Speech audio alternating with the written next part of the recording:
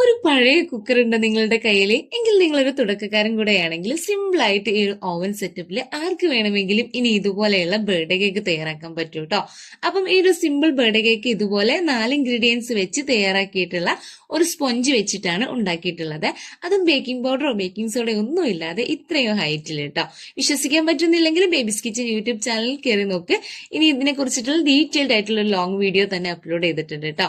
ഇനിയിപ്പം ചെറുതായിട്ട് കണ്ടാൽ മതി എന്നുള്ളവർക്ക് ബാറ്റർ റെഡിയാക്കി സ്പോഞ്ച് റെഡിയാക്കി 3 ലെയർ ആയിട്ട് കട്ടാക്കിയിട്ട് മാറ്റിയിട്ടുണ്ട്. ഇനി നമുക്ക് ബേസ് വെച്ച് കുറച്ച് സെന്ററിൽ ക്രീം അപ്ലൈ ചെയ്ത് കൊടുക്കാം.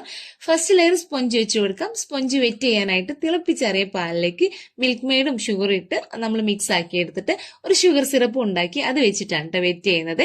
പിന്നെ ക്രീം വെച്ച് കൊടുത്തിട്ട് അതിന്റെ മുകളിൽ ഫില്ലിങ്സ് ഒക്കെ കൊടുക്കാം. മിൽക്ക് മെയ്ഡ് വെച്ച് സ്പ്രെഡ് ആക്കി കൊടുത്തിട്ടുണ്ട്. ബദാം പീസസും ചെറീസും കൂടെ വെച്ച് കൊടുത്ത് ഫിൽ ചെയ്തെടുത്തു കേട്ടോ.